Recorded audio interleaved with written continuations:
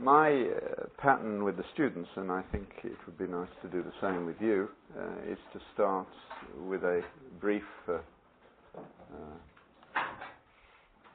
thought about the scriptures and then prayer before we start properly. With the students, I make it a habit of going through the Sermon on the Mount during the year, each year. The grounds being that one of the things we wish to achieve in Augustine is a development of Christian character. And as far as I'm concerned, that's what the Sermon on the Mount is about. So the difference between mere believers and disciples are people of character. And that, of course, is rooted in the Beatitudes, which you all know by heart. Yeah? You do at least. In fact, Lolly was one of the first people to make me aware of the fact that it was important to do this, because it's been central to my life. Bonhoeffer says somewhere, I think it's in Life Together, or Living Together, I always get the title wrong, that everyone should ask the Lord for a passage of Scripture for them at some stage during your life. Many times, really. You should all be reading the Scriptures every day, like you clean your teeth. That's good for you. And your dentist knows whether you've done so later on, and the good Lord knows whether you read the Scriptures and prayed this morning. You may have forgotten by 11 o'clock, especially when you reach my age of recent memory loss. But Bonhoeffer says you also need to say to God, please give me something from you. And the way that happens when you pray that prayer for a few weeks is that God will bring to your mind or to your attention some passage of Scripture in a way that you can't deny its importance. And when that happens, what you do is you read it every day until it really soaks into you. And what happens in that process is it comes to life. It's rather like water in the desert. And slowly you'll begin to realize what the good Lord is at work at.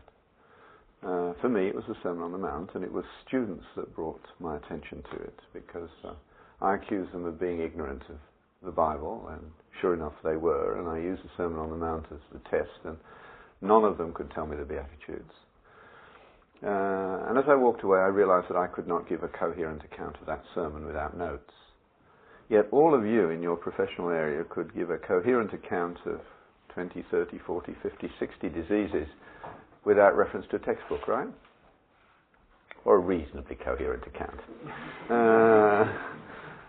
Perhaps you'd have to go to Hippocrates to look up the therapy, but that's always changing. But you know what I'm saying, is that the mark of somebody who really knows something is that they can talk about it without notes. They may use them in order to structure them, but you don't actually need them. So here was a temporal area of my life which I took more seriously than the so-called eternal area. I mean, it was incoherent. So I learnt the Sermon on the Mount by heart, and it transformed my thinking. The first thing I realized, of course, was that we don't have the Sermon on the Mount in the Bible. We have the lecture notes for the Sermon on the Mount, and you have to fill in the blanks. And it's filling in the blanks that's so exciting. Yes. I don't think there's a half verse that doesn't need a blank filling in. Nobody would agree to listen to Jesus for 20 minutes. My guess is that everything he spoke was probably expanded for about 3 hours. One day we'll find out, but something of that order. And of course he said similar things in each village.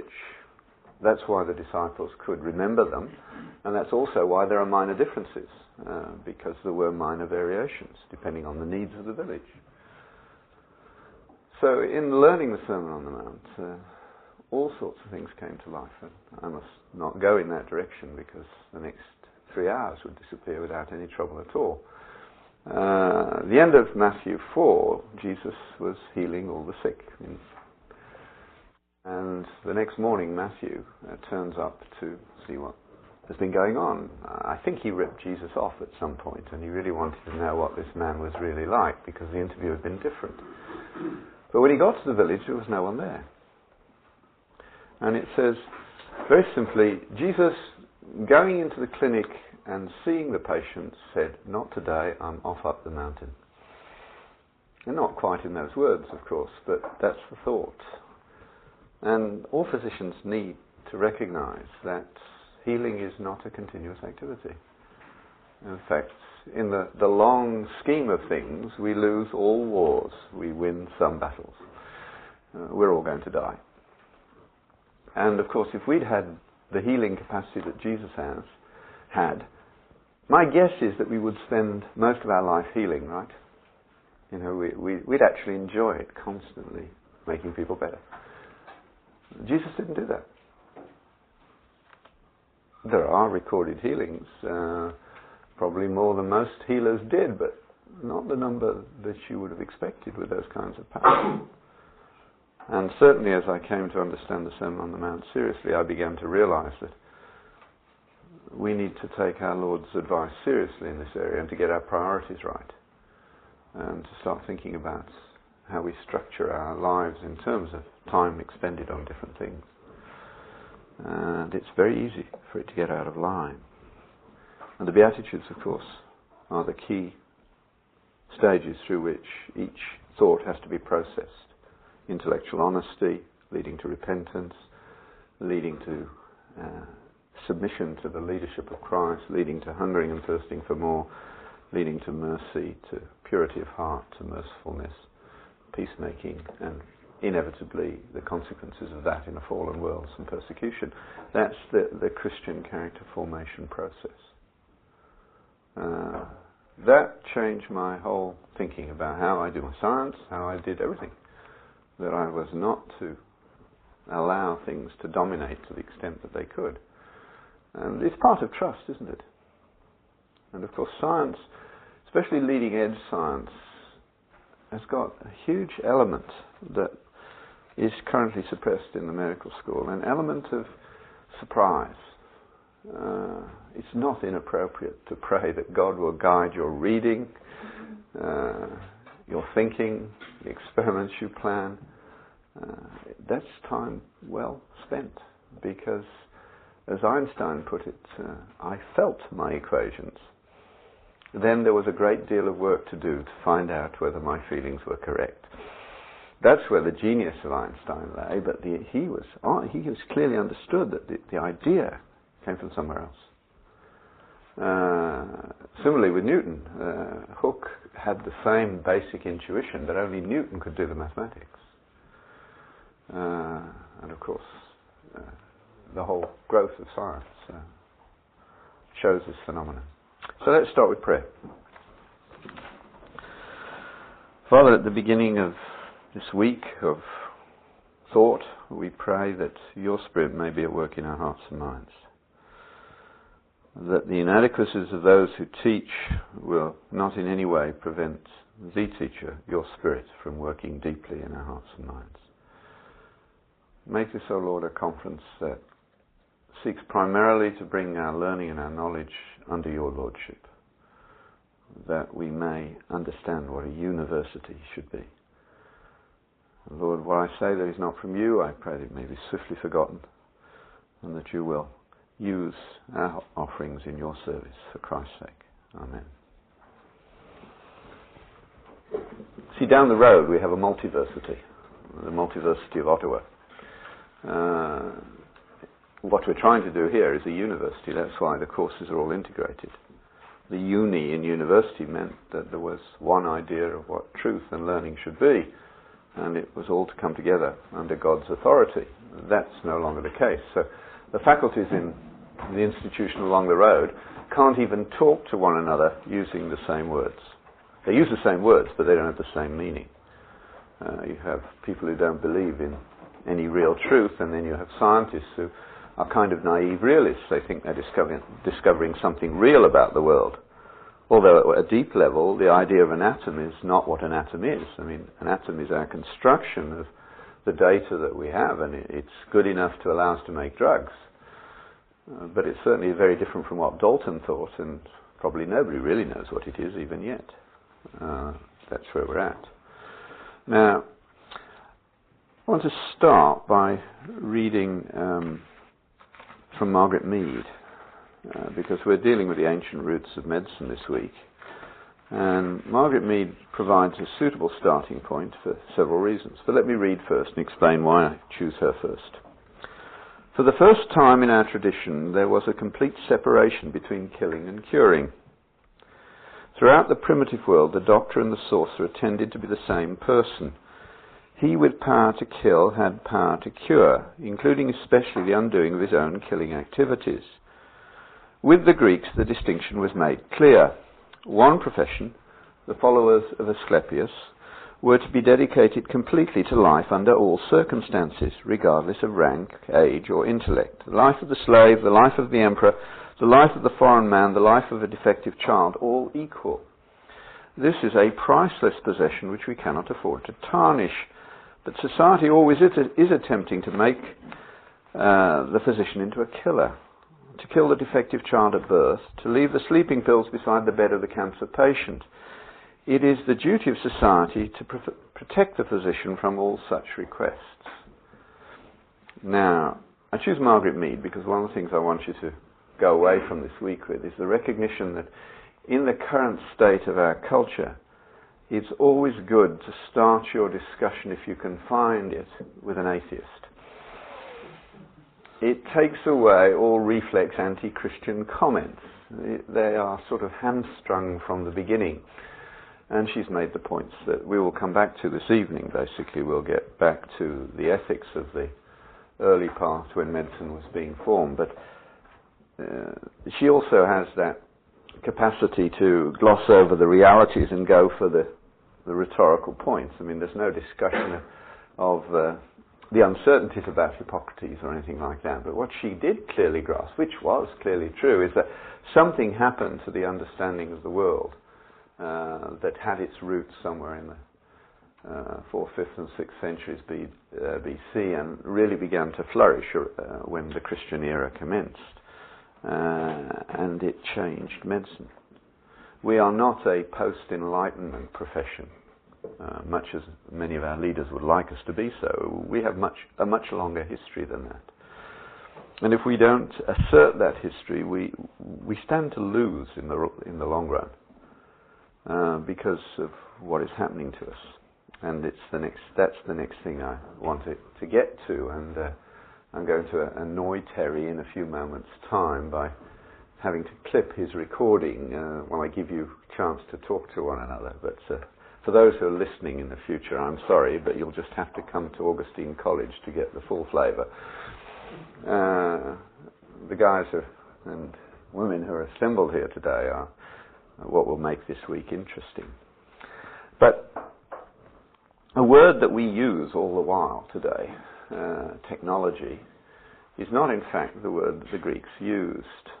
This is a neologism of really America. The words that the Greeks used was techne. Now, since we're looking at the ancient roots of things, all societies have techniques. Even chimpanzee societies have techniques. They use tools. But technology is something quite different. And I want us to take a little time to think about that this morning as a preamble to other things, so that we can begin to realize how thoughts in one time were used in one way, and then over time they subtly change and they reappear really quite transformed with a power that we hadn't thought about. And this has potentially a huge effect on medicine. What does technique and technology, what's the difference that's involved there? Well, I think it's the difference between the craftsman and the modern world. Craftsmen of the ancient world were concerned with how they did things, and they honed their techniques. They were proud of them in various ways. Technology does not do that in the same way. Those of you who have had to deal with the technology of Mr. Gates know that. He did not set out to hone his techniques to produce the best product he could, did he? He produced the best product for his purposes, which was to gain control of a whole area of human life and make himself an extremely wealthy man. And he did it by means of technology, where the understanding of how techniques could be used for other purposes was divorced from the technique itself. That thought does not occur in the era that we are talking about, where our profession began. but we are being moved towards technology and away from technique now. You probably, well, there's no question, you are not allowed to practice the best medicine you would like all the while, are you? It's one of the major things that has happened in my lifetime in medicine. This was not a thought that occurred when I began in medicine. You saw patients. I have to say this even to Americans, that the best time of my medical practice was in the early British National Health System. And I suspect if you talk to people from the prairies, they would say that when Medicare came in Saskatchewan, it really worked very well. But of course, there was an underpinning of character, which meant that people didn't abuse it. That's gone now. Can you imagine it? People actually apologise for getting me out of bed at night in the early days of the NHS, because they lived with the uncertainties of life without adequate insurance, and then suddenly that was gone, and they were overwhelmed with relief for ordinary working class people, and they did not abuse the system. That's gone now. The same was true in the prairies. The prairies had a deep-rooted Mennonites type ethos where the abuse of the system was wrong. That's all gone now. People demanding that they be treated for the most trivial things at inappropriate times for their convenience and no one else's. That's a different world. But the world that we're looking at is one where techniques developed. And in every culture this is essential, the beginnings of specialization that make development possible. But it's a long, slow process. Of course, I've been interested in this because of my practical interests in malnourished children. We understand the science of malnutrition. We've been utterly incapable of translating that science into application in animistic cultures. And I've spent years thinking about why that is so. I can go there and do it. I can train my children to do it. But cannot make it an indigenous phenomenon. Whereas in Europe after the Second World War, there was a huge amount of malnutrition following the starvation that the Nazis induced, especially in Holland. The first thing the Allies did was set up a committee to decide how to deal with it. Before the committee reported, there was no malnutrition in Europe. The economy hadn't improved. All that happened is the war had stopped and there'd been a trickle of food.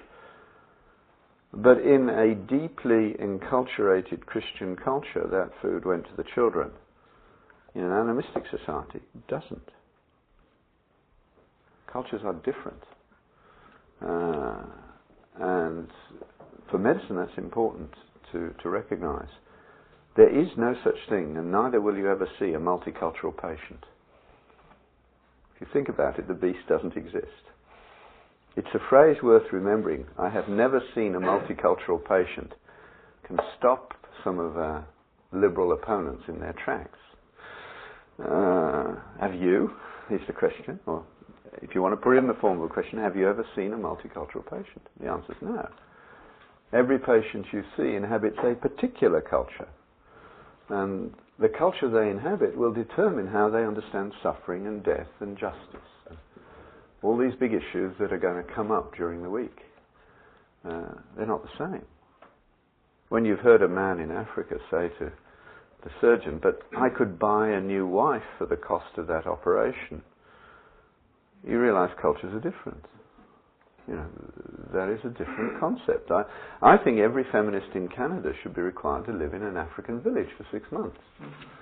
I think that would make them understand that the demand for rights for women, which is perfectly legitimate and just, only flourished where Christianity had flourished, and it's not an accident. Now, you'd have to come for 10 years to get the whole sequence. But way back in a village, somebody turned out to be able to do some things better than others. This is before writing occurred. And so they found, obviously, that they could barter their skills for food. And if they preferred making things to growing things, so things developed. And by and large, for many, many, many centuries, people tried to do the job as well as they could. Only in the 19th and 20th centuries, now becoming very sophisticated, has the idea of not doing the job as well as you could become acceptable as part of technology. I was told the other day that Ford actually employs one group of engineers to work very carefully on what could be built into a Ford to make it utterly reliable for 5 years and not so reliable thereafter. Why? Well, they've thought about the economics, especially if they can do it in a way that makes it slightly cheaper in the first place. This has been going on for some time. You know, my grandfather was a Rolls-Royce toolmaker, proud of the fact that he could work to a 10,000th of an inch in his construction of tools. Toolmakers are irrelevant now because computer-assisted design says, what's 10,000th of an inch? Do it to a millionth. That's why our cars run longer, because the tolerances can be controlled. But it's being used for purposes other than primarily the making of a thing. It's now primarily used to make money for some people. And in that process we have got to the slippery slope where we're beginning to ask ourselves, how should we do this? And of course the people who run the system, who control you, are post-enlightenment in their thought. They think much more about technology than they do about technique, the old word. And the consequences are going to be real. And if you only transfer information that you acquired when you were in medical school to patients, who's going to know more about any obscure disease the day after the diagnosis, you or the patient, if you're in, well, almost any subject? Perhaps not so obscure diagnoses. You can't keep up with everything, can you, by any means? So what will be the solution? The solution's inevitable. You can already see it beginning. When I started in medicine, physicians did electrocardiograms. And I was taught by people, one of the guys who put in the first intravenous in London. Well, he wasn't the first. Christopher Wren actually infused oil into his dog through a goose quill, but that's the first intravenous feeding that I'm aware of. But that was done by physicians. But the moment a technique can be done by somebody with less training and therefore less pay, in a technological system, I don't think you can resist that, can you? And with access to information becoming what it is, none of us will have more information than our patients. So unless we have something more than that, we're in trouble. Eliot understood this problem a long, long while ago. I think it's in Choruses on the Rock. He says, where is the wisdom we have lost in knowledge? Where is the knowledge we have lost in information? Now, our Dean prides himself on creating an information-rich society. Sadly, it's also a wisdom-poor society. And unless we can get wisdom, knowledge, and information in their right places, and we major in wisdom and real knowledge, we'll be out of business. Is there any, even the surgeons here, can you defend yourself against somebody saying hernias should be fixed by a woman with better fine motor coordination than you? I don't think you can you, really? You could train someone to do that operation. It's a safe operation. You'd need to be done. Lots of them are being done, so in any large cities, I think there is a hernia hospital in Toronto, isn't there? Probably still at the current stage of affairs, all the operations done by MDs, but there's absolutely no reason why they should. And I don't think that that can be resisted indefinitely. I mean, in Africa you already have caesarean sections done by nurses, and they do them just as well, or in many cases better. Their own university along the way in the animal house is the best surgeon in the place. There's a woman with no medical training who can do operations on rats that some of the guys can't do on people. What a superb pair of hands, and she can use equipment too. This is a process that's bound to go ahead. So I'm sure we're going to see sliced off different bits of medicine into technique. I call it muffler shop medicine. And frankly, if I want my muffler changed, I'm going to go to a muffler shop because they're going to do it in 20 minutes. You know. One of my colleagues changed his own last week. His wife laughing, he said it took him 12 hours. And he didn't have the tools, you know. So anything's going to happen to us. But way back, it was just technique that mattered, and it was located in the context of a stable society. Now we're moving to this different world. We have been moving for over 100 years, and it's going to have huge implications. Medicine needs to rediscover its roots, in my view, and that's really for this evening's discussion, because it needs to be more open-ended. But you can be thinking about it during the day. I would put it to you that the 4 key criteria that underlie the practice of medicine were established way back in the 4th and 5th centuries, and they are these. You can just write them down now as 4 items, and you can be asking yourself questions. What is the role of transcendence in the practice of medicine? That's number 1. What is the role of transcendence? And will it become even more important in the future? I would argue that it will, and I think we can easily see why. I mean, Jack Kevorkian had no idea about transcendence. It had something to do with what he did. Number 2, what is the nature of the practice of medicine? Is it, as the medical school implies, applied science? I would argue that medicine is fundamentally a moral activity, not a technical one. So number 2 is, what is the nature of medicine? Is it primarily moral or primarily technical? Number 3, and this is, we're mainly Protestant here, I suspect. We're going to have to think this through a great deal more than we have so far. What is the role of the sanctity of life? Certainly those who rule you in your HMOs and in our state-funded government do not wish us to have a high view of the sanctity of life. And they're already winning. By default, as the technique becomes technology, we have the techniques of molecular biology producing, well, what do we get within weeks of getting a new gene? What's the one piece of practical application we can have from a new gene within weeks? Screening tests, that's right. We don't get any treatment by any means. I mean, we've known the molecular biology of sickle cell anemia for 30 years. It hasn't made a scrap of difference to treatment. Now, there has been some marvelous stuff like the Philadelphia chromosome. There you get the gene, and you get the expression of the gene, and you get the structure of the receptor site, and bang, you've got a designer drug that works in a leukemia that was previously rapidly fatal. Now 80% of them are cured. Wonderful. But that's rare. But within weeks, we have the capacity for the manipulators of the system to start changing the system as a whole. So in the States, your previous Surgeon General was proud of the fact that the prevalence of Down syndrome in Washington, D.C., when she was in charge of public health there, plunged. Now, it wasn't even with a genetic one here. It was screening with a high sensitivity for detecting Downs, but not a very high capacity to exclude normals.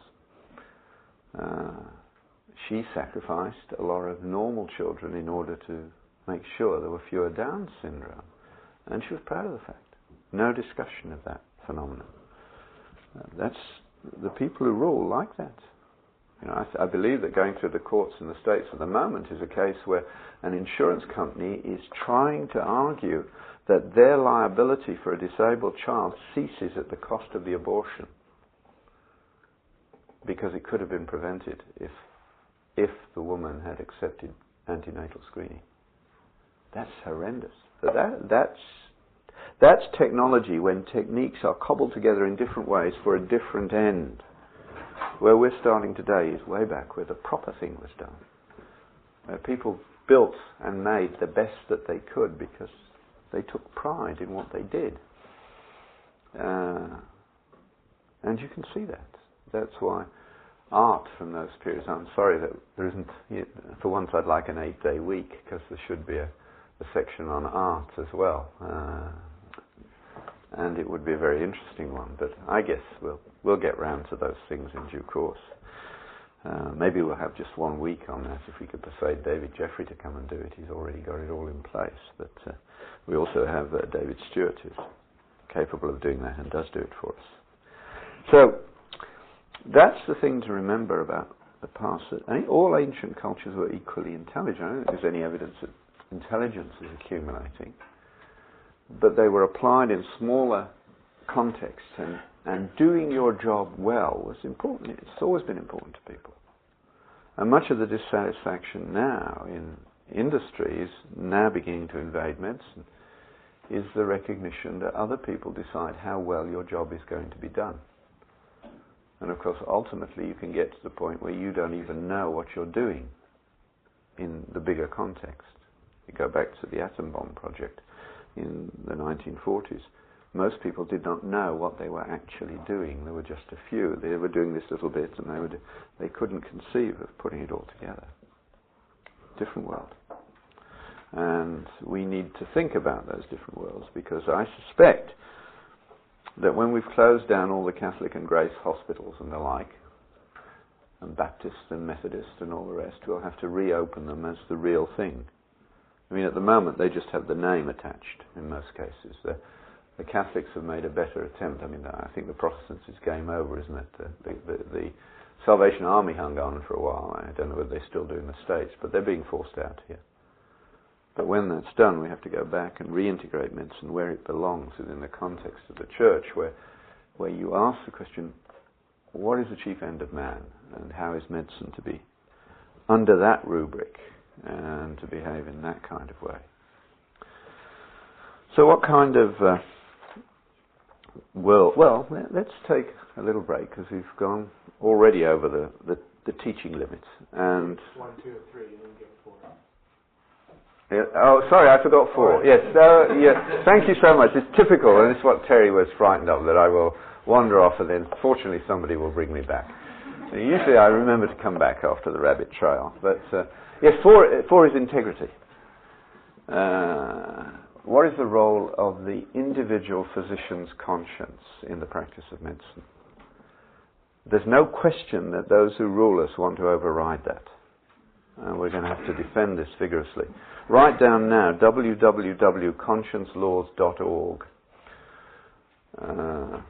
www.consciencelaws.org, and go visit.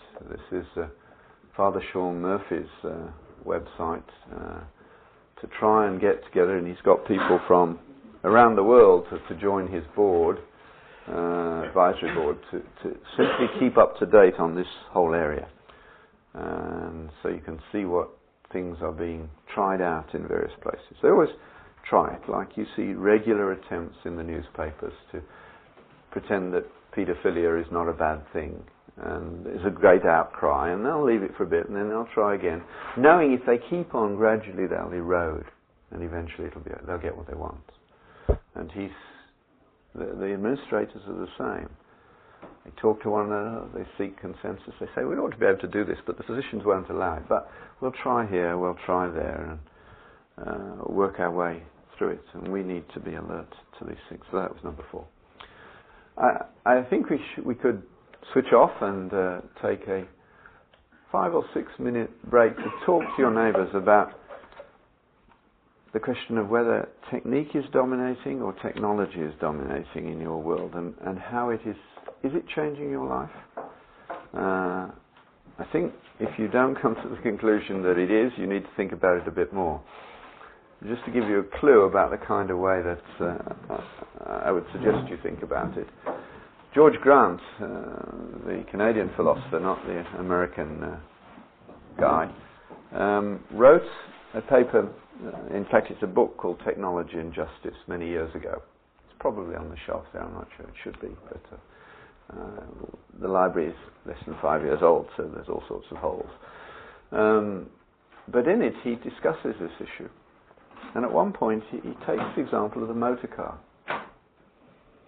I was talking about technology, because when Ford started moving from people handcrafting and to mass production, and this thing, it was going to become cheaper. And he said, but imagine somebody coming into an American town hall meeting or something like that, or a community meeting, and saying to the people there, look, I have this concept for a machine that will allow you to drive from Virginia to Ottawa in 2 days or less. And really it'll make the economy really heat up and we'll all get wealthier. Will you fund me to go ahead with this? And then let's imagine there was one wise person in the audience who said, what difference will this make to human life? To human communities? And let's say the guy had some real prescience, and he says, well, I guess there'll be a few thousand people a year who are killed by this machine, but overall the benefits will be great. Now, if you hadn't thought about a car and an automobile, and somebody suggested a technique that put together in the appropriate way would transform the economy at the cost of a few thousand lives a year. I don't know how many people die of road accidents in North America a year now. Probably somebody here can tell me. Anybody got a guess what it is? I have no idea actually. But it's got to be thousands.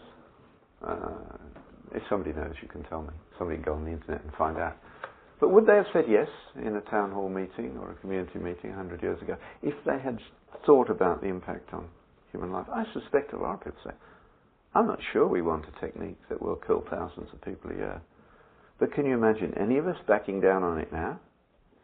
In other words, technology changes the way we think about one another and the way we think about life. And you can't deny that. Now, have a few minutes and talk to one another about what techniques you see coming along and which ones you think are going to be important. I in particular want to learn something this week, and I should be very interested to see what techniques you think are going to be technologized into the larger system and used against us. Any particular comments that anyone wants to make first out of those discussions? Brief though they were. You can go walking and talk about them this afternoon longer if you wish, but anything that you see on the horizon that has more implications than we're probably thinking about at the moment? All that talk has nothing? John, you've read a quote before. I'm sorry, I don't know who it is, about the kind of position. Oh yeah, Sydenham. Yeah, yes. In our discussion, we talked about how residents are no longer examining patients for acute appendicitis or ordering CT scans and so forth, and I think even our patients' expectations for the kind of physician they want is changing. Yes. I think they don't expect physical contact, history taking, a relationship, examination. It's process now, isn't it? It's technique process. We're doing that in the medical schools. We see it all the while. We don't expect them to make a diagnosis in many cases. We expect them to set the process going in the right direction, ask for the right tests, and it will generate the answer. So we are allowing ourselves to become more and more replaceable cogs in the machine, yes. Process as opposed to... I don't know what the word is for what we used to do before. And Ed has disappeared at this point, who might be able to give me the word, but it's certainly process that we evaluate students on now. Yes? I had a patient Thursday, who came in and asked if she could fly to California from Indiana to have a total body MRI because members in the family, they had missed the diagnosis and a relative died of heart disease, heart attack apparently. It took me about 15 minutes to explain how a total body MRI would not have made the diagnosis of evolving ischemic heart disease, and the fact that the things you find there that are incidental elements, and they're saying, and it might not show her any of her diseases, and all of her diseases were endocrine. Yep. But that was the mentality, is if I fly to California and have a total body MRI, you won't miss any illness on me. Yep. Yeah. And they expect that nothing will be missed, and they'll want to sue if it is. Yeah. Yeah. As a contrast, John, in developing countries, as you well know, unless you've actually touched the patient or put a stethoscope on their chest, you haven't examined them. That's right, yes. Whereas, we're moving in the opposite direction. Yeah. Another thing, Sorry. Another thing that concerns me too is that technology or process is replacing thinking and rationality. So process instead of thought, perhaps. That's the word. That's an interesting. And even the educational system is oriented around continually asking regurgitant questions rather than thought questions. Oh, yeah. The continual assessment is regurgitant, not thinking. Yes, and it's killed the education system. I can say to students now, develop a sort of airy-fairy description of their experience of the university as a place where it's been one of joyful building of a coherent intellectual model that will serve them for the rest of their lives. But this time those in third year are already laughing, and I can go on like that for a minute or two and they'll all be in fits of laughter because it bears no relationship to what's going on in the university. It's basically become a place of what was joyful discovery has become anxious continuous evaluation. And that's technique again. You see that the people who we have allowed to govern our education system are technologists of education, and they say you can't tell what somebody's like, you can only observe what they do. So you get knowledge, skills and attitudes, whereas what you and I are interested in is character. And some of the best physicians I've known who I would trust absolutely would fail abysmally on all our attitudes bit.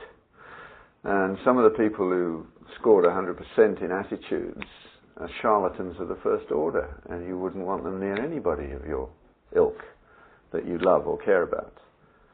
And of course you can say to any medical class anywhere, and it's fun to do it. I do it all the while. It's one of my opening gambits, because you have to get their attention because they're bored by inclination. I say, if I said to you that there are people in your class, and you can say this within 6 weeks of starting medical school, about whom you've decided you will not trust the care of a dog of yours to them, what would you say? And all round the room, within 6 weeks of starting medicine, there's rueful smiles. And I could go on and say, if we took a vote about who they are, would there be a consensus? And the answer is yes. So within 6 weeks, the class knows that 10 or 20% of the class would be better off outside of medicine. And it's the techniques of evaluation that have allowed them in. Oh, sorry, it's coming up on the thing. I'm sorry. You're not allowed to have any individual variations with modern technology controlling what I'm allowed to do. One other thing is the whole aspect of money that even in the drug companies and other businesses that grasp the technology then promote it to us as, whether it's real or not, can promote it just as the standard of care. Yeah. They don't take you out to lunch and all these other things because it doesn't work. They do it because it does work. Yes. But I gather it's stopping. There's been some agreement in the States on that one. Is that right? Yes. Yeah. To some extent. They'll find other ways to manipulate. But it's applied psychology and everything else. There's a wonderful line in Wendell Berry somewhere in the Mad Farmer Liberation Front where he says, basically, put your mind in a drawer. Don't call us. We'll call you when we want you to buy something. That's roughly where it's at now. Shop till you drop. Yeah. I think the saddest place on earth is an American Mall on a Saturday afternoon. I was at a conference in, where's the Mall of America, Minneapolis or somewhere like that. And it was just across the way from the conference centre, so I walked across it. I thought it was the most depressing experience I'd ever had in my life. To see people walking from store to store to store to buy things they did not need. Horrendous. And no one talking in animated, joyful sense, because they're all focused on things. It was horrendous. Well, that's set you going with some thoughts. Christine, you had a comment, sorry. I was just going to make a contrast point to what was said about patients demanding the best of technology. Yeah.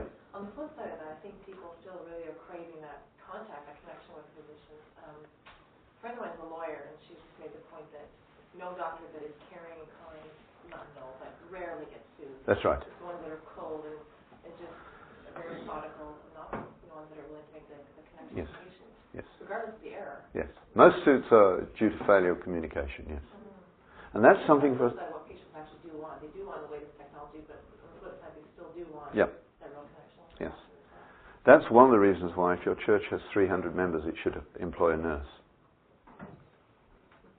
Because the function of that nurse is to go with sick patients for their interactions with the medical system. Because the time pressures are so great that even when you are a caring person, you can come over as not caring because of the time pressures. So the physician can communicate with the nurse more effectively, and so particularly the elderly are slowing down a bit. And then he or she makes the bridge, and the elderly will actually change their wills in favour of the church to keep that program going. Parish nursing. You can see what's going to happen. We're going to reinvent what we destroyed, and this is one of the ways it's going to develop. One other aspect of technology is that the mere presence of an option allows people to make perhaps immoral decisions that they would not have been willing to do otherwise. For instance, we are deluged with requests for the morning after pill, and seem to be portrayed as some sort of unpleasant Puritan if we think it's wrong. Participate in That's right, yes. I was surprised that none of you brought up the pill, which I think is the classic example of technique taking over in human society in a way that's been horrendous. Those of you who have been in medicine a few years, when I started in medicine, you could get through medical school with knowledge of 3 sexually transmitted diseases. Last count, it was over 35. I don't know what it's actually up to now, but there's probably an ID person here who can give me the number. But that's due to contraception. That's what caused it. It produced a contraceptive mentality, and the net result has been the explosion of sexually transmitted disease and diminished fertility of women around the world because of it. We don't have a population problem. We're going to have an underpopulation problem, especially in the Western world. I saw that Britain has dropped below 1.5 for the first, just recently. It's plunging. Japan is in absolutely free fall population-wise, and being so incredibly xenophobic, they can't survive. And the Japanese have never had significant immigration because you've got to be Japanese. But they're in free fall. Again, techniques. Abortion being, of course, the one in Japan where I think 7 abortions for every live birth has been going on for some time. Because they didn't allow the pill for a while.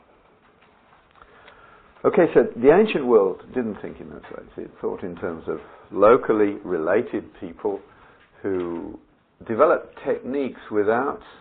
Well, let me ask you the question again. What's the essential difference between technique and science then?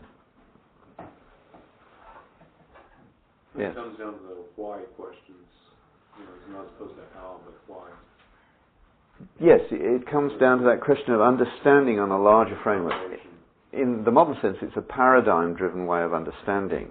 Although I see most of you have been reading of Lindbergh. Lindbergh nicely points out there is no good definition of science. None of them work. The best one is science is what scientists do, which is true but not very helpful. Because then you're down to the problem of defining the scientist. And the other one is doing your damnedest with no holes barred. And of course, that's the way it works. You throw away some experiments and keep others in the early stages, and it's intuitively driven. When I started my PhD, I wanted to do something, and at 18 months, I didn't have a single result. I knew it had to be possible. And I got meningitis and was off for 3 months. Went back, and 18 months later, I had 15 papers. That's quite a production rate. But that's the way it goes. But it was intuitive in its the idea that it could be done, and the techniques simply wouldn't come together for about 2 years, and then they did. That's the way it works. So, the presuppositions of science, nevertheless, are real. So animist societies, the very ancient, will never produce science. Do you see why? Because an animist society believes for its explanation of the existential problems of life in evil spirits. Now, the essence of evil spirits is that they are local. and they make sense of life. Take Africa as an example. If you're standing in a rainforest and you say to an animist, well, this just happened by chance, do you think they'll believe you? Absolutely not. In common sense, which is largely evaporated on this continent, says this is made. This has all the evidence of artistry. But the life of an African in Central Africa, who perhaps half his children may not live to maturity, crops fail at random, has precious little control over the environment. How much evidence is there for a God of love in their world? Not that much. It takes considerable faith to believe in a God of love. But evil spirits, they make perfect sense of the existential problems of life. They explain arbitrary death, arbitrary suffering, arbitrary injustice. It's a very good explanatory model for getting on with life. You either shake your fist or try to placate the evil spirits. And somewhere way out there may be a distant God. But if you believe in evil spirits, what fundamental concept that emerged strongly in the 15th and 16th, well, actually 14th, 15th and 16th centuries in northwestern Europe is unthinkable? Well, experimental method, rational reproduction of results. That's right, inductive reasoning, as Bacon put it. Because to believe, to trust inductive reasoning, you must believe that under the surface chaos of life there is predictable behavior. And we could believe that because we believed in a predictable God. It was essential to the whole process. But if evil spirits are at work, there's absolutely no reason why an experiment done in Ottawa should give the same answer as an experiment done in New York. Different evil spirits, different outcomes, at least on occasions. No way that you would ever do it. So there's no foundation in a pagan culture which is fatalistic for many educational activities. One of the ones that's clearly showing up in our neo-pagan society is the failure of sex education. Because the kids you want to get at are neo-pagans, fatalistic. You give them a condom and they blow it up and make a balloon. But in the process they make the other kids feel as though there's something wrong with their hormones and they do stupid things and get caught. But sex ed doesn't work for precisely the people you're trying to get at because they're fatalistic. The country that we've been to that's most loaded with condoms is South Africa. I mean, they're everywhere. They even put their own flag on condoms. You know, I can't imagine anything less patriotic, but never mind. The net result, they have a huge explosion of sexually transmitted disease. Perhaps the biggest in the world at the moment. Because they are being dissociated from their tribal taboos, living in the city, which is not an African invention, and behaving fatalistically. The combination is lethal. When we first went to South Africa, 88, I think it was, I went to Soweto to teach, and they had had their first cases of AIDS that year in Soweto. Now everybody triple gloves in Soweto. You go to Gala Ferry, and I think it's 2 out of 3 patients coming into emergency are HIV positive. You get 1 admission with HIV positivity, then you're dead.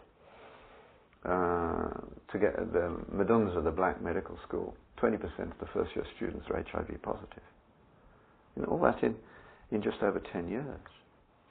That's horrendous. That's animism dissociated from tribal taboos, but without the capacity to think in the way that we presume things should work. So, you see, tremendously kind-hearted Americans and Europeans, well, they're more cynical and less kind-hearted, but you take American women to Africa and with nice warm churches and they see women pounding for 8 hours a day. Next time they come back, they bring a mill. It functions for about a year at the most, and then it's dead because oil is not an animistic thought. Since the machine, when it stops because of an evil spirit, what has oil got to do with it? Technology cannot be transferred. I don't know when our universities will learn that. I mean, they have departments of development. The basic question is, show me development that has worked in the absence of a move from animism to theism of some sort. or even pantheism at a certain level. So animism, the science is impossible. Once gods who were more clearly defined emerge, then you begin to, those societies that came beyond animism, science becomes possible to a degree. It didn't happen, of course, in the sense that we know it. The Western tradition, Hebrew thought would make science possible, but they didn't take much interest in science. They were interested in God's law, the moral law. And of course that preparation over thousands of years has made them the world's greatest scientists now. The hard Nobel Prizes are really a question of whether European Jews are going to beat American Jews, to a very large extent. Here's this 50 million or less population of Jews in the world wiping the floor with all the bigger cultures. It's worth thinking about why that is the case. The Greek tradition, which merges with the Hebrew one to give us who we are, also makes science sort of possible. But Aristotle would never do experiments. Or he knew about them, but he didn't. He knew about inductive reasoning, but he didn't trust it. He wanted deductive reasoning. And the trouble is, our minds are not big enough to start from God and get to the particulars of how the Philadelphia gene works. We can't do that long process of argumentation. We're just simply not capable of it. But we can start from the other end with inductive and get a little way. And so it wasn't until really the Merton group in Oxford in the 13th and 14th centuries and Galileo started doing experiments and starting to think about what that meant, doing little things that they could observe reasonably accurately and starting to work outwards. And the rest, of course, is an explosion. The problem, of course, that really is amazing. And I'd love to, if any of you have got an answer to this question, please tell me. But one of the things I really want to ask God is, why did you allow 4 men who believed in God to create a world in Western Europe which became tacitly atheistic? Because Copernicus, Galileo, Kepler and Newton were all theists. Newton was a slightly odd theist, but Galileo and Copernicus were devout Catholics, and Kepler was a very devout Lutheran. And Kepler even wrote prayers in his lab book. Now, those 4 men changed the understanding of the universe from the sort of Middle Ages understanding to a different model, which was essentially mechanical. And within 100 years or so of Newton's death, Laplace, a practicing Catholic, says to Napoleon, when asked where God fits in his science, he says, "Sir, no need of that hypothesis." And he's right. Once inductive reasoning was shown to work and the experimental method works, you don't need to believe the system that made those thoughts possible. They're empirically defensible. You don't need the origins. And that's what happened. And then we moved on in the 19th century to people like Huxley, who were definitively determined to try and remove any connection between science and faith. It's a long and interesting process, which God allowed. Now, I think, turning and coming back again because of the wonders of quantum physics and molecular biology and the like. God's never in a hurry, but I wish I knew quite what the benefit of this detour of the last 200 years has been. Because as McIntyre says, it really, since the Enlightenment, theologically and philosophically, it's been largely downhill. And we need to go back to some ancient understandings.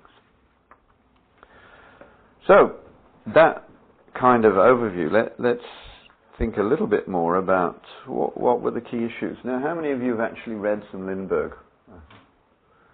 Oh, you're better than the average set of students.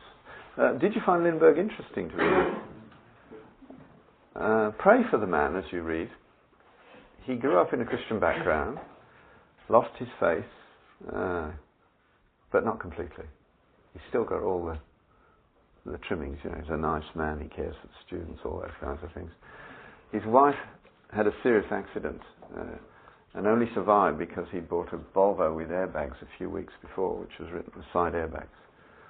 And that shock has brought him back to a Bible study. So he's on his way back. So pray for him, because I think he's done a very honest job in writing about the beginnings of Western science, trying to be fair about the role of faith.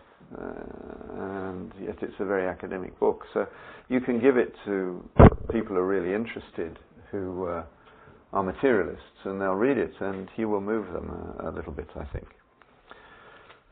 So what I've covered in a very brief overview is some of the early stuff in his account, which is much better, much more coherent. But I want to send you away with some things to think about primarily. What did you gain from the first little bit of Lindbergh? Because I'm, of course, the only person at Augustine who teaches entirely outside my area in terms of being history. No, Frank Johnson does too. I'm primarily a scientist and a physician, not a historian. So lots of this stuff I had never come across before. Was there lots of new stuff for you there? Names that you'd never heard of and things you'd never realized. Let me just go through some of the things that I thought were interesting, and then maybe you can add some of yours, and we might have time to discuss some of them.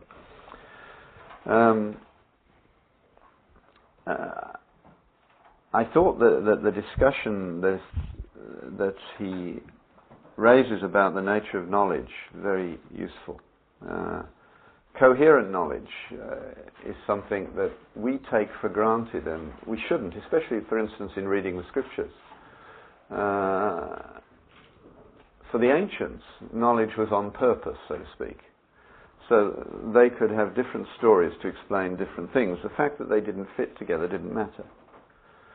Now, let's just try this. How many of you would be appalled if I said I thought that there are 2 creation stories in Genesis?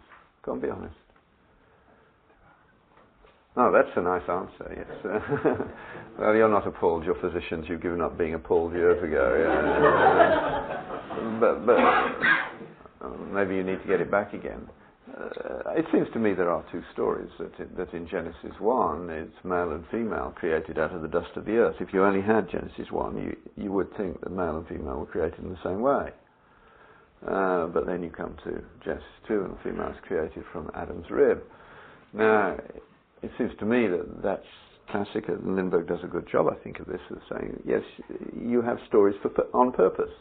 And Genesis 1 is to tell you that in the beginning there was God, and God made it all, and man is different. And in Genesis 2, but we're screwed up, and here's how it happened. In other words, stories told to illustrate fundamental realities in ways that are accessible to the human mind. Now, of course, many of the students we get coming to Augustine come from very narrowly educated backgrounds. And we struggle with how we're going to deal with this sort of thing, especially Edith, who will be teaching you tomorrow, and has to begin to undermine some of their thinking in order to prepare them for the university. What do you think is the net result after 5 years? Should she be doing more or less of that? The answer, probably a bit more, because they go off to university and we haven't prepared them enough for how much undermining is going to go on. It's much better for them to see the alternative understandings from people who love them and believe as they do, while being perhaps, we would say, more sophisticated, and the fundamentalists would say less sound or more liberal. You choose your own words, whichever your perspective is, but we had one student who came from such a background and struggled with Edith, and then went off to do theology, and of course there aren't any good theology schools, like there aren't good universities really. You have to find your professors, and came up against a sophisticated guy who really deconstructed him in a big way, and she's been in correspondence ever since, trying to help him through this process. Things you've got to think about with your kids, because most of you are at that stage. How do you prepare them? And I think Lindbergh, talking about our understanding of knowledge and how it developed, helps. And of course we're moving back to incoherence. The kids I teach now are not even bothered by logical incoherence. When Todd's generation was about the last one to go through, where you could make it apparent that they'd made an illogical statement, and they would respond by turning up at my Agnostics Anonymous group on Wednesday. A year or two later, they would say, especially the women, I don't accept your phallocentric logic. Just think about that for a concept, you know. But it's out there. Logic is a male tool for dominance as far as some feminists are concerned. I don't think logic is even an invention. I think it's a discovery. It's the nature of the world. But that is not the dominant position. And as that deconstructs, we will deconstruct with it, in my view. And I think Lindbergh does a good job on that. He helps you to think about the way knowledge developed and what it was for, and how techniques moved on, and the geographical settings of the world being so important. The Nile Valley and its flooding obviously raised considerable problems in an agricultural society where every year the whole thing went underwater, and then when it re-emerged from the water, which bit of land belonged to whom? Well, in Rwanda to this day, the bits of land are all higgledy-piggledy, and people will go out and change markers overnight. You know, the thing about remove not an ancient landmark in Proverbs is very real. And of course, in the Nile Valley, with a huge flood every year, it was a big deal when the flood had gone down. The river wasn't in quite the same position anyway. So that's where they had to develop techniques to solve that problem of some kind of surveying. And Thales was alleged to have gone. Is it Thales or Thales? I'm never sure. Thales probably, isn't it? Thales, yeah. At least we have corrections for our classical pronunciation today. He was alleged to have gone and looked at the Egyptian survey methods and came back to Greece, and the Greek mind started to work on that and develop abstract paradigms for thinking about that process. And he's probably the first name that we have some shadowy understanding of, who looks something that we might see the beginnings of a scientist in. He's alleged to have predicted an eclipse, and that, of course, would make you very famous, especially if you claim to have a theoretical basis for doing it. Whether he did or not, as far as I know, we can't tell. The other thing that I think I hadn't really appreciated enough, I knew it, but I hadn't thought about it, is how brief, in terms of history, is the development of any coherent thought. 3,000 years before Christ really writing began. It's an incredibly short time, isn't it? The decimal point not occurring in Babylon till, some 1,500 years before Christ. Things like the zero, we don't know who it was who invented it, perhaps one of the most important inventions of all time. And what I really appreciate about Lindbergh, I think, is his capacity to give one some sense of that, and some sense of the key questions that were out there. And we often miss out on thinking about the key questions. Let's just see how much of your Lindbergh went in. What were the key questions for the ancients that might eventually come to science? Let's just see what your list looks like and compare it to mine. Well, the astronomy, astrology, and the mechanism. You start with cosmology. Do you like looking at the stars? Yeah? Oh, I love looking at the stars. You have to talk to Frank Johnson if you see him this week. There are a lot of stars in Kansas. You don't have any more than we have. Not that much light there. Evil spirit. Yeah, you have to be pretty pure to live in Kansas, don't you? Yeah. Or naive, I'm not sure which. Yeah. Yeah. Cosmology is certainly one, yes. What was the nature of the universe? Others?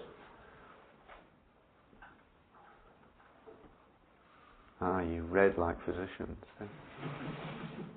How do you explain things using mathematical models? Yeah, nature of knowledge, epistemology, yeah. Any others? Well, the ontology, the whole ontology, what is real? Yeah. Aristotle talking about properties. The nature of reality, yes. Can you trust your senses or not? Is reality in sense perception or in abstract thought? This is very important. These are all being thought about all these centuries ago. First causes, one set things in Yeah, in the beginning what? Yes, it's there again. Did it surprise you to discover that atomism was discussed way back then? Democritus and the like, you know. There's nothing new under the sun, said Solomon, and he's dead right. Did you get to the bit about human vivisection, or did you not get to that yet? Talking about the whole, the whole healthcare, yeah. With the Galenic model and trying. Yeah, that's a bit later. We're not supposed to get there, but we can.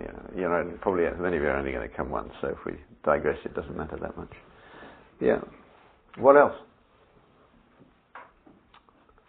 Well, does everything change, or is everything the same? The nature of change. What's going on? The Heraclitus and Zeno in Parmenides in conflict, the famous paradox of Zeno, that in running around a stadium, you could obviously divide the distance in half, and then in a quarter, and then in an eighth. So there was a sense in which it was impossible to run all the way around, since you had to do half first and then a quarter. Of course, it seems nonsense to us, but these discussions that were going on in the Greeks around this time nevertheless had important consequences for us, and how we are to understand our world. What about the nature of mind? Is Plato right that the reality is in the eternal forms, or is Aristotle right with his emphasis on observation and working from there, especially in his biology? Any of you digress at all into reading any more of Aristotle's biology and that sort of thing? Amazing man. He described things with only naked eye, which were not confirmed until the 19th century. Obviously he talked to lots of people, but he was a marvellous observer. So the mind and the forms versus rational thought. Still, we have that balance going on. And how do you account for decay? How do you explain motion? Those are others that were all being discussed in this incredible period. So, for the pre-Socratic people, the world was understood as the product of powers of love and generation personified in the gods, and that the world itself was a living organism, something which is coming back again in some of the eco-feminists with their, what's the word they use for? Gaia, that's right, yes. Having one of those, what do they call them? Senior moments, when the word disappears. It's the worst part of growing old. I used to always be able to remember the title of a book, the author and the publisher. Now I can only get 2 out of 3. It's very upsetting. At what point do you retire when you only get 1 out of 3? I don't know. And it comes back a little later, of course, when it's totally irrelevant. Of course, something absolutely useless, like what's the only animal apart from man that gets appendicitis? I will never forget. It's the wombat, in case you're interested. Whether it's true or not, I don't know. It's just a lovely Trivial Pursuit type piece of nonsense knowledge, or pseudo-knowledge, probably. But their ideas of knowledge, of course, were all rooted in locality. It was personal. And the building of abstract concepts was what began to happen. Fundamental to us now.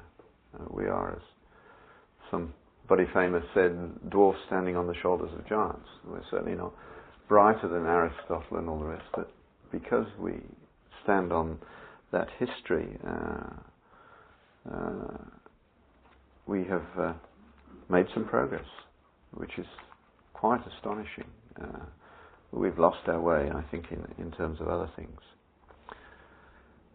Here's Lindbergh's my modification of Lindbergh's 7 ideas about how science developed, none of which is satisfactory. His first one was patterns of behavior leading to the control of nature. It's a very technological approach. And you can see that patterns of behavior is very much the way we do a lot of it now. Which bit of a scientific paper must you be able to read to call yourself a genuine critic? Methods. How many physicians can read the methods section of a paper with understanding? Very few. I would guess that I'm capable of reading the methods section with real understanding of something like 0.501% of the world literature. In other words, there's one method I do understand. I invented it. But there are other people who've since worked with it in ways beyond what I was capable of. But in that area, I could detect early on that there were people writing using that method who were fudging it because it wouldn't behave in that kind of way. Now, over the years, you see that they don't actually contribute to science. So within a real scientist talking to one another know who's honest and who isn't, because they can look at the standard errors and standard deviations and say, that method won't do that. He's fudging the data. You can't prove it. And he'll get published, but in the long run, he'll probably turn out not to be important. That's another problem with evidence-based medicine, you see. That when you're reading those papers, if you cannot read the methods, you're not actually capable of doing anything different than relying on authority in the most Catholic manner you can imagine, without the honesty of the Catholics of saying this is a question of authority. And essentially we are appointing popes of the medieval variety to adjudicate in the offices of the New England Journal of Medicine. And we need to recognize that character is going to matter again in this area. And I say to young people setting off in a career in science, for your PhD, it's important that you work with somebody whose character you trust, can guide you appropriately. It's very, very important. So, but the patterns of behavior, you see, is what actually dominates scientists. Scientists are not logical, many of them. There are errors of logic in many, many scientific papers. Scientists are methodological. If you use the methods appropriately, you get results that even if you don't understand, somebody else might. And the problem is when the methods are abused and you can no longer tell one from the other. Now, that's all a new thing, you see. In the 19th century, nobody did science for money. They did it because they were interested in it. Show me was the basic rule of the Royal Society in London in the, 17th century when it started. And nobody was doing it for money. But once money crept in, oh man, now it's real trouble. Because if you're an assistant professor without tenure and your research is not going well, you face a very serious dilemma.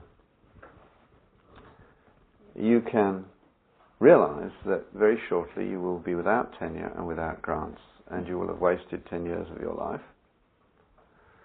Or you can fabricate a paper. And if it's good enough to be published, but not important enough to be repeated, you get tenure. Even if it is more important than you realized and it gets repeated, it won't be believed that you fabricated it until a couple of people, and then somebody will start probing. So you probably get 10 years of income out of your 10 years investment before you get thrown out for disreputable behavior. And anyway, you will have been planning to work in the commodities market where it's not thought to be disreputable. That's the world we're in. And of course we don't know who these folk are. It has changed my examination techniques in this university completely, because I realized I couldn't catch the cheats about 8 or 9 years ago. So I changed my evaluation in my own course. I couldn't do it in medical school, but I had my own course in biochemistry. Totally open book, access to all information. Because I couldn't catch the cheats. I could only make their skills of no value. And that meant that I had to set about examining their capacity to read, analyze, think, organize the next steps. And the joy of that, in the next 8 years or so, I selected 2 students out of my course, one of whom crept into the postgraduate program only because of my mark. I gave her an A+. She'd never seen anything above a B as a student all the way through. But she desperately wanted to do science, but she didn't have a good short-term memory. She's funded at something like $250,000 a year now. I was right and the university was wrong. And the next one was a French-Canadian guy from the backwoods of Quebec who didn't speak very well, but again he had a good mind. He could read, he could write, and he could organize. And he has published more papers as a graduate student than any other graduate student we've ever had. So commitment to these things is important. Second one of Lindbergh's definitions is theoretical knowledge leading to technology. That's becoming even more the case than it used to be. Certainly, if you produce a technique that can be used technologically, you've got a control over the papers for a little while. Not as long as it used to be. The subtle thing is to publish your new technique in a way that's good enough to be published, but still makes it hard for other people to repeat. And that gives you a year or two longer before they get the little bits of key information that you neglected to publish on the first occasion. Somewhat cynical, but realistic in this world. But theoretical knowledge that leads to technology, absolutely amazing. And of course, we don't think in those terms now. If I say to the students in a lecture, what I'm about to tell you will not be on the exam, but is absolutely fascinating, what will they do? Medical students more than science students. Actually, some of them will just put their pen down immediately and tune out for the next 5 minutes. The moment you say it's not on the exam, they're not interested. And if you're doing something that sounds a little obscure, what will they say? Is this relevant? That's the word. Now, do your children use the word relevant? Scold them if they do. I mean, it is a non-Christian word. Well, not totally, but you know what I mean. My favourite example of making this clear is, some of you probably heard me use this example. It's a lovely apocryphal story. It may even be true for all I know, but it's said that Niels Bohr came into a Manchester common room in the 1920s during the development of the quantum physics revolution, and he was looking very pleased with himself. And a prof in the English department said, "Niels, you look as though you've had a good day." And he said, "I had a marvellous day." He said, "Well, what have you done?" Well, he was a theoretical physicist. He said, "I've convinced myself that the atom can be split." "And what, pray, is the relevance of that?" said the prof from the English department. And Niels Bohr, being a very bright man, didn't answer immediately. He thought for a minute or two, and then he said, "None whatsoever as far as I can see." Fortunately. I mean, how wrong can you get? That's theoretical knowledge leading to technology, and the person who acquired the knowledge in the first place had no idea what was going to come from it. It was Einstein who saw what could be done and went to Roosevelt and said, "This looks to me important, and here's the reasons." And the rest, as we say, is history. Number 3, the production of law-like statements about the physical world. Again, it's helpful, but it's not enough. Number 5, epistemological definitions centering on defining proof and evidence.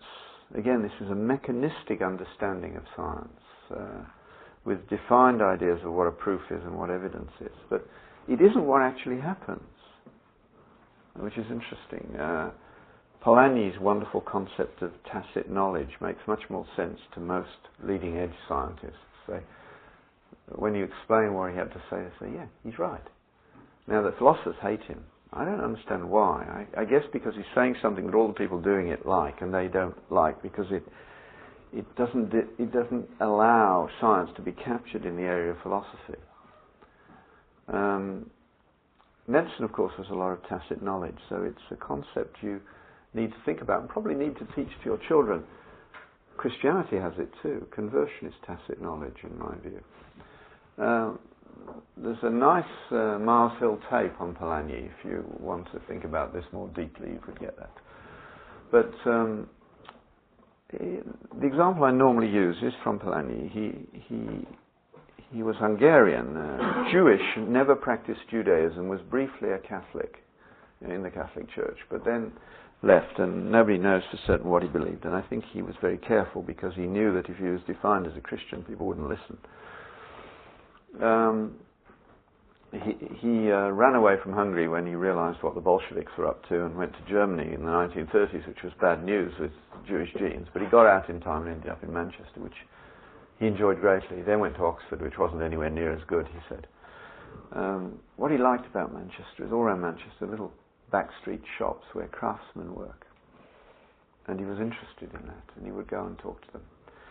And he recognized that the tacit knowledge through talking to these craftsmen and asking them about what they were doing, and realizing they knew exactly what they were doing, but they couldn't describe it. Now, the best example is making violins. You ever notice there's no 101 course on how to make a violin? There could be perhaps a 101, but it wouldn't make any decent violins. Because if the modern university's understanding of knowledge was true, the post-Enlightenment concept, then you could take a Stradivarius to pieces, make, with computer-assisted design, exact replicas of all the pieces, and then assemble 2 Stradivarii. But in actual fact, you would have destroyed one. In other words, there is knowledge that Stradivarius had which cannot be contained within modern ideas of knowledge. But if you want to make good violins today, you can still do it, but you have to go and find somebody who's making a good modern violin, and there are people making violins today who are making very good ones. Not quite of the Stradivarian quality as far as the musicians are concerned, but very good. Like I know that, for instance, James Galway has his flute made in a little shed at the bottom of the garden in South London by a guy who he likes the way he makes his flutes. But if you go to such a modern violin maker, he will say, well, you want to be a violin maker? Show me some of your work. And in most cases he'll say, don't waste your time. You're never going to be a violin maker. Go home and do something else. You're not up to it. Perhaps 1 in 100 times they'll say, well, perhaps.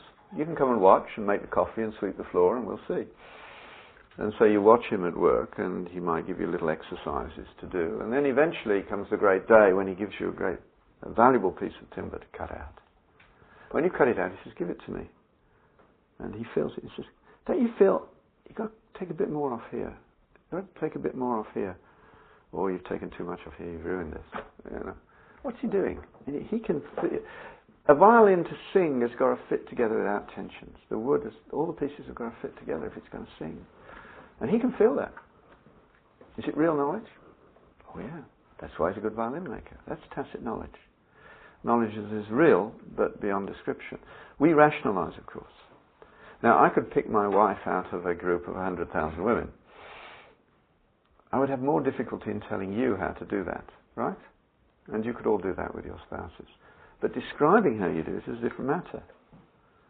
If I asked in your town who's the best internist, who's the best surgeon, there would be agreement very quickly, would there not? If I asked everybody, the same names would come up in both categories. And then I ask you why, and you start rationalizing. You knew first, and then you say, well, he has a better diagnostic record. But that's not how you knew. You don't know how you knew. You've worked with the guy for time. You're just impressed with the way he does medicine. That's tacit knowledge. Conversion is the same. And of course, given our obsession with turning everything into reproducible techniques, you see how this is working in theology? We have crusades defined to achieve so many conversions, so to speak. The worst televangelists do it in the most disreputable fashion. But actually, your conversion is tacit knowledge. At one point you were heading in this direction, and then later you found yourself heading in this direction. In between, certain things happened. But I guarantee one thing it was not, and that's the classic teenage propositional conversion.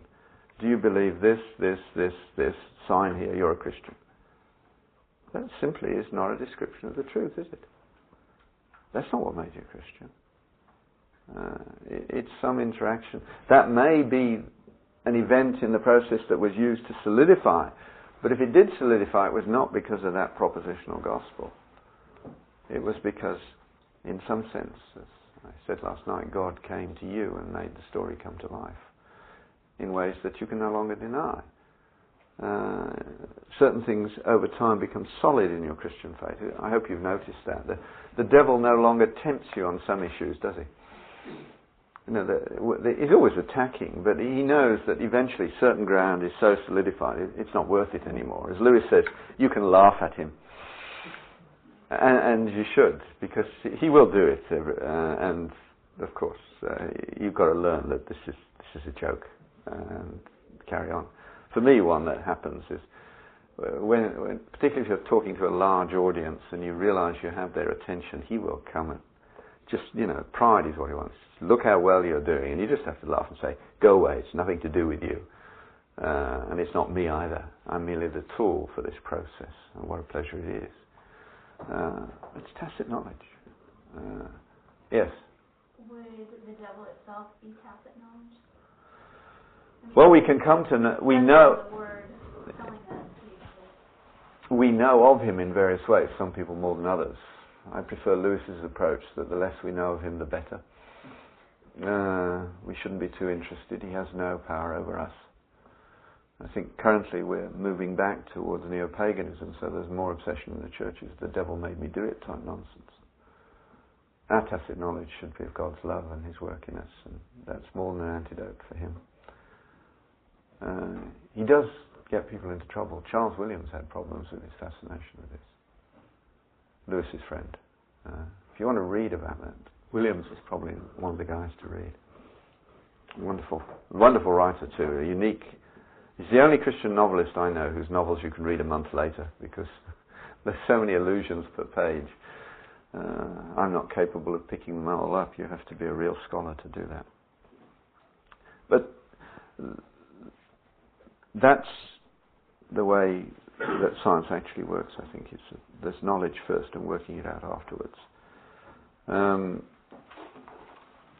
Lindbergh also has a whole variety of methodological definitions of science, none of which I think work. Then he puts down a particular belief system. And there are some who say this, and it's good to see how the science is, to a considerable degree, self-correcting, and even amongst the unbelievers, there are honest folk who we should always keep pushing on. What is the truth about this? In science, you can do that. Listen to this. This is, from of all places, the obituary on Carl Sagan in the New York Review of Books, written by a man called Richard Lewontin. The only reason I wrote it down is I knew Richard Lewontin was a Marxist and an evolutionary biologist from Harvard. But he's also honest. This is what he wrote about scientists, materialists. We take the side of science in spite of the patent absurdity of some of its constructs, in spite of its failure to fulfill many of its extravagant promises of health and life, in spite of the tolerance of the scientific community for unsubstantiated just-so stories, because we have a prior commitment, a commitment to materialism. It is not that the methods and institutions of science somehow compel us to accept a material explanation of the phenomenal world, but on the contrary, that we are forced by our a priori adherence to material causes to create a set of concepts that produce material explanations, no matter how counterintuitive, no matter how mystifying to the uninitiated. Moreover, that materialism is absolute, for we cannot allow a divine foot in the door. To appeal to an omnipotent deity is to allow that at any moment the regularities of nature may be ruptured, that miracles may happen. That's, I think, an honest description, that it is not true that science requires you to be a materialist, but that is the way that the kids are taught in school. And there you have somebody writing the opposite, and taking Sagan to pieces. Sagan was a great publicist and a sophomoric philosopher. And Lewontin points that out. Belief systems do matter, and they will produce different sorts of science. And Hinduism produces very little science. It's not that Indians are incapable of science. You translate them from India to Harvard or Oxford or Cambridge and suddenly they blossom. But the fatalistic culture of India does not produce science on the scale that it could with 1/6 of the world's population. Neither does Islam, also somewhat fatalistic. It's been basically downhill since the 11th and 12th centuries for Islam. And again, Lindbergh does a good section on that. Sorry, you had a question? Well, I was just wondering, because Islam obviously played a huge part in the development of science, and then all of a sudden it's kind of like, poof. It was the guardian of. It took Greek thought. The route all the way around. It went all the way around the Atlantic, around the Mediterranean, and came into Spain and then back. But it had to come. Aristotle had to get to Aquinas, in my view, and then you had to get the things that happened with the Reformation, particularly the elevation of using your hands to an act of worship for the whole thing to happen. So to me, those two things are key. The trust in inductive reasoning because of theology and the elevation of using your hands to an act of worship. So that in the early scientific societies that developed in the 17th century, Puritans were vastly overrepresented. That's not a surprise, is it? They brought honesty and trades with good minds. So people like lens grinders made a huge impact on science. Newton himself was superb with his hands. When he was a teenager, he made a functional water mill. He ground his own lenses. This man could do everything. It's astonishing. Again, if you've got kids who are interested in this, there's a very readable book. It's on the shelf there. From IVP called from the title, the Galileo Connection, I think it's called, but it's Hummel. It's on the shelf there anyway, on the science shelf back there. I can see the book from here. It's about 6 in from the right hand end at about your shoulder level. 4th shelf down. Hummel. I think it's the Galileo Connection. You'll find it anyway. But it's readable, and you get the story of Galileo, Copernicus, Kepler, Galileo, and Newton in a way that kids can read. That's honest about faith. Can be a great help for them in school, and for you guys to read. It's the sort of book you can read on holiday very quickly.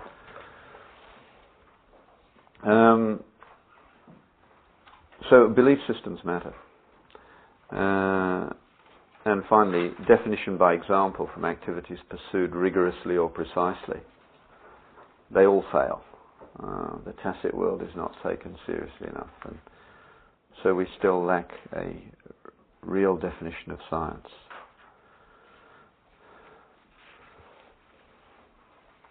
Now, after the pre-Socratics, the Socratic folk started to consider. Plato, for instance, had a remarkable construction of the world as a set of geometric forms that fitted together. Kepler, for instance, was very fascinated by and tried initially to produce a model of the cosmos built on Platonic forms before he moved on. But for him, what happened in the mind was far more important than what happens. That there is an ideal dog out of there, which all dogs are images. To Aristotle, that was just ridiculous. So Aristotle, from the scientist's point of view, is the guy who really changed it all for us. So started it flying in a direction which eventually, all Aristotelianism was lost in science, rightly so in many ways. It hung on in medicine much longer than in anywhere else, but he had a physician father too, born 384 BC. His father was a king's physician. You can never be too careful in choosing your parents, can you? The problem is that we're not allowed to, is the most important thing. So he had an exceptional education. He was taught by Plato from the age of 17 onwards. 20 years with Plato, and then when Plato died, he travelled in Asia Minor, and this is obviously where his biology took over. I wish I was an Aristotle scholar, because the bits that I read are nowhere near sufficient, but absolutely fascinating. I just need somebody to pay me for a year or two to go and read Aristotle. Wouldn't that be wonderful? But it's not likely to happen. And again, it'd be a bit like the Sermon on the Mount, because I gather that most of Aristotle's stuff is basically lecture notes, so you've got to fill in the blanks. He made good friends and was tutor to the future Alexander the Great, and came back to Athens when the Macedonians took over, and then started a systematic attack on pretty well all major philosophical problems.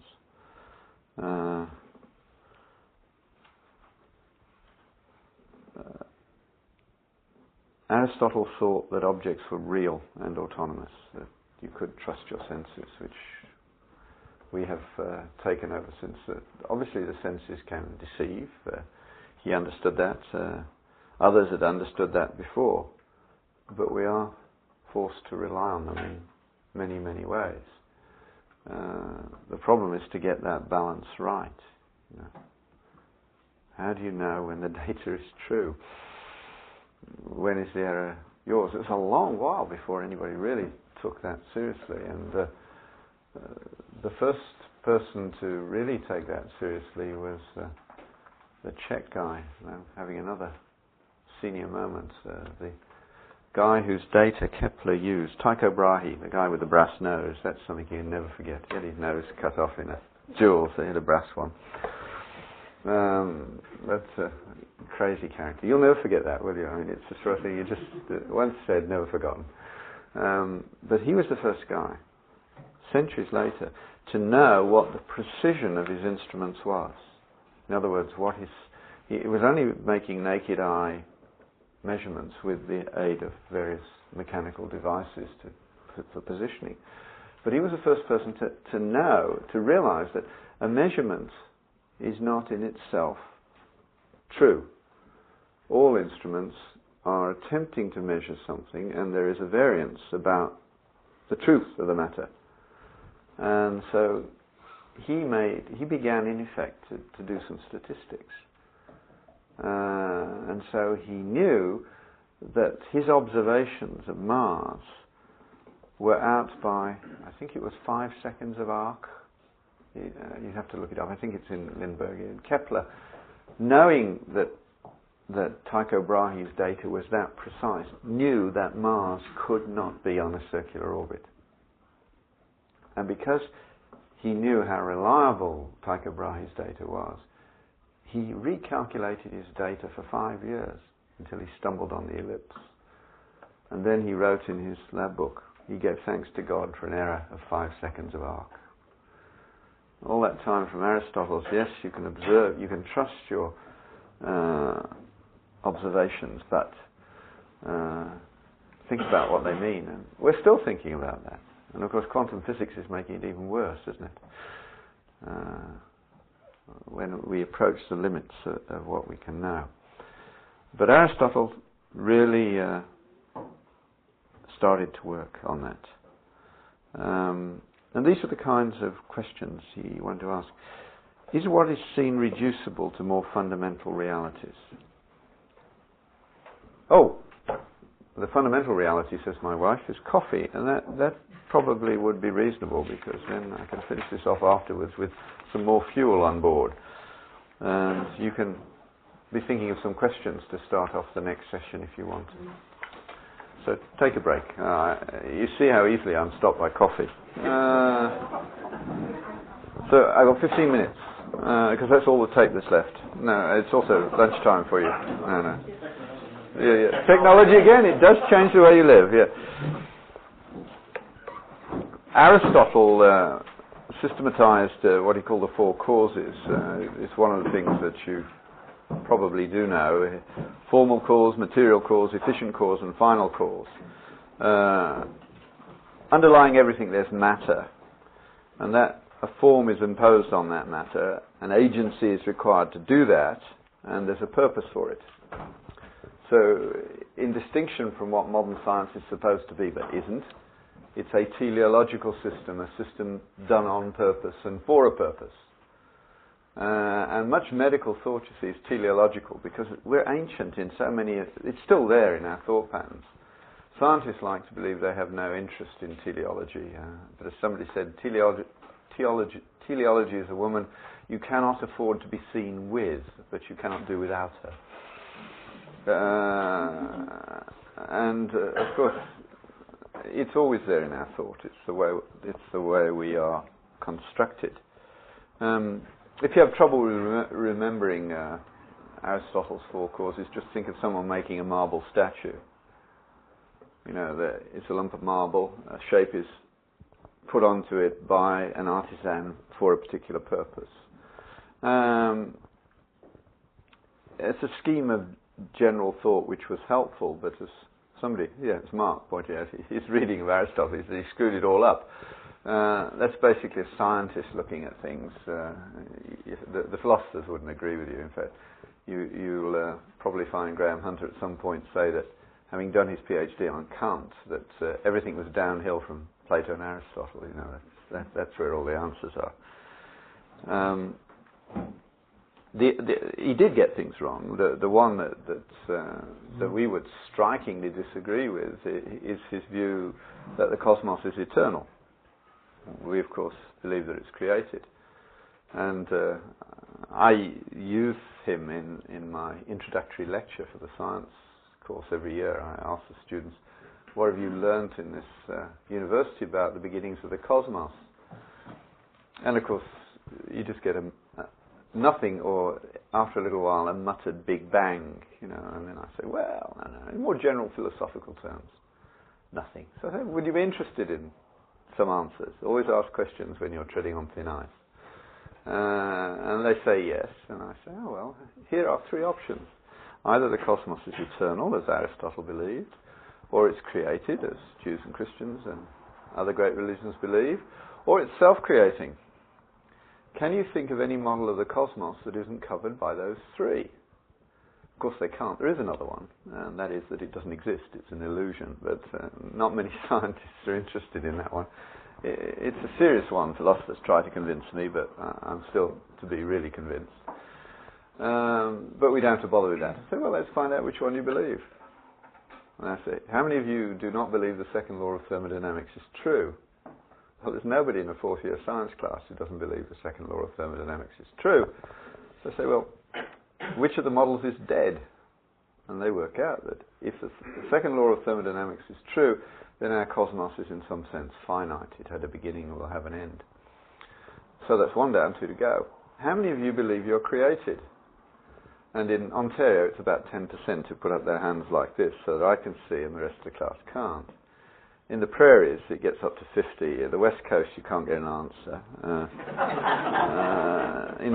On your East Coast, you're like Ontario, 10% or lower. And then there's another bit that Americans forget, that Canada goes further east, and it improves again, doesn't it, Todd, as you get out that way?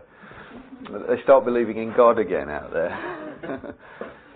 So I say, oh, you're only Christians, you don't matter. And they laugh, and then I rap them over the knuckles for being politically incorrect. And I say, well, now I know what you do believe. Since you've said you don't believe two of them, you must believe in a self-creating universe, which Fred Hoyle and Bertrand Russell believed in. But that was before the red shift was described by Hubble. And they knew why they believed it. They wanted to get away from God.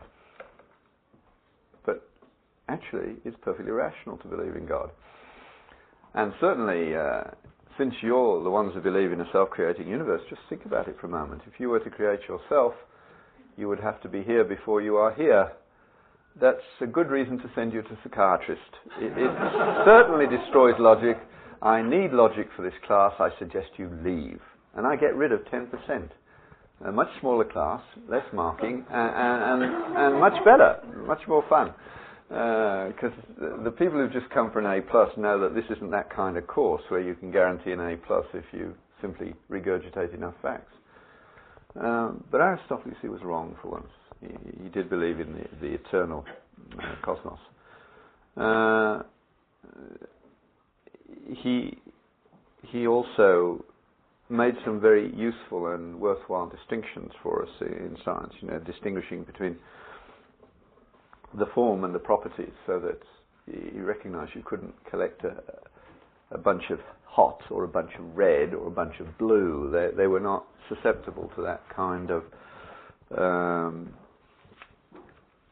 manipulation. So he distinguished between what you could observe in a sense of being able to collect a bunch of things and things that you could know about that couldn't be collected in that kind of way. So again, he was making real distinctions about knowledge of different sorts, something that we're not as good at as he was. People say to me, how can you be irrational as a Christian? And I say to them, it's you that's irrational. Look, as physicians, this is an easy one. You say, you've seen lots of mad people, haven't you? What happens to somebody's life when they go mad? Answer, it falls apart. When somebody gets converted, does their life fall apart? No, in general it actually falls together, so to speak. Conversion is not irrational, it's super-rational. It's not less than our rationality, it's greater than our rationality. Our rationality, as we understand it and practice it within medicine and science, is a limited rationality, it's not complete. To believe is to have something bigger, not something smaller. And it's not irrational. It may not fit in your model of rationality, but it's certainly not mad. And they're quite upset by that, but sometimes they come back and say thank you. So it's another bit of pre-evangelism. And I think one of the things I was trying to say last night, what David says, I have not kept my mouth shut when I should have spoken. There are various things you need to be listening for, and when you hear them, they get the response. Zap, zap. Thump, thump. Go away and think about that. And if we did a lot more of that, there'd be much more...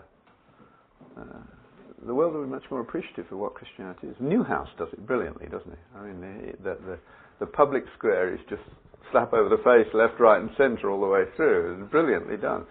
And just plagiarise him, he'd be delighted. He won't even complain, I'm sure. So, Aristotle believed in an eternal world, a deity so distant that he had no knowledge or concern for the world. He introduced another idea to us in that he had a fairly rigid sense of determinism, the sense that things are written in laws, and we have a problem with that, you see. We disappear. You remember the great quotation of Lewis from... It's not actually... The version I'm going to read to you is not actually from The Abolition of Man, and I've got to find out where this one is. It must have been an essay that became the Abolition of Man. I think it's actually better than what occurs in the thought is in the Abolition of Man, but not so concisely. For the wise men of old, he said, the people that we've largely been talking at, the cardinal problem of human life was how to conform the soul to objective reality. In other words, God. They believed in objective moral truth. And the solution was wisdom, self-discipline and virtue. Things you don't hear about in the modern medical school at all. For the modern mind, the cardinal problem is how to subdue reality to the wishes of men, and the solution is a technique, he should say technology, which is different. The pursuit of happiness in the modern sense is therefore self-indulgent. But man's conquest of nature must always be some man's conquest of other men using nature as the means. But these powerful people no longer think of God and God's laws as objective reality, so they are controlled not by God's supernatural ideals, but by the natural forces of their own heredity and environment. Thus, man's conquest of nature turns out to be nature's conquest of man. The irony is wonderful and it's beautifully expressed. And the place where it's hurting us most at the moment, of course, is in our Supreme Courts. Canada even worse than the US. You have 6.5 of your 9 justices who are determinist. All of ours are. They think that they make the law, but if there is no God, on what basis do they make the law? Only on the basis of what they feel and what they have previously experienced. And so they read into the law whatever they want, the nostrums of the age. Or as Peter Kreeft puts it, they have their nose up the zeitgeist of the age, or more precisely, the backside of the zeitgeist of the age. But that's where we're at. And when you see the long history of ideas, you begin to see how these things matter, and the things that we need to hang on to. Lindbergh is worth reading through 2 or 3 times to follow his argument. So eventually Aristotle came back into the Western world via the Arabs. It went first all the way around the Mediterranean to come back in through Spain. 1 or 2 little bits survived the East-West divide, but not very much. But then 11th and 12th centuries it all began again, and we're now at the stage where people are coming back to think about Aristotle once more, but not in terms of the science. You're quite right in that some of his ideas turned out to be very restrictive of science, and the right way to approach science is not to be concerned with what is it for at a deep level, but just to know what is, and let the rest be influenced by the broader culture. Now, the thing for you to do now is to go and recover from a wasted morning and enjoy lunch with company.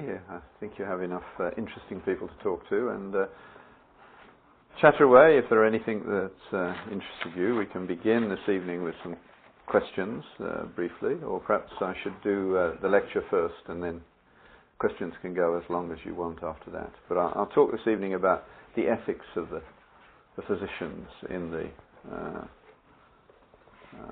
4th and 5th centuries BC, because I think that provides us with a very useful tool for engaging our culture. Good. Unless there's any questions of information you want now, you're probably exhausted. I mean, 3 hours is more than you're supposed to go for. Yes? What is the source of the quote by Margaret Mead? It's you're the second person to ask that. Rita Marker gives a reference which I haven't written down. This little book was written for my own benefit, and the result was that I didn't write all the bibliographical data down that I should have done. But Rita Marker from the Anti-Euthanasia League in the States has the reference in one of her papers. You got it? You got the reference? Oh, good. I trained him to have a book, and he's more obsessive compulsive, you see, so he has to, except that he'd lost it once, and I never lost mine. The second one was, it's Rita Marker, et al., Euthanasia, Historical Overview. And this actual quote came from Maryland Journal of Contemporary Legal Issues. That's right. Yeah. 1991.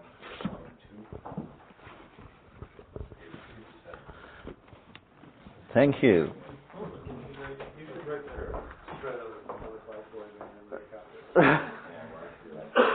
Yes.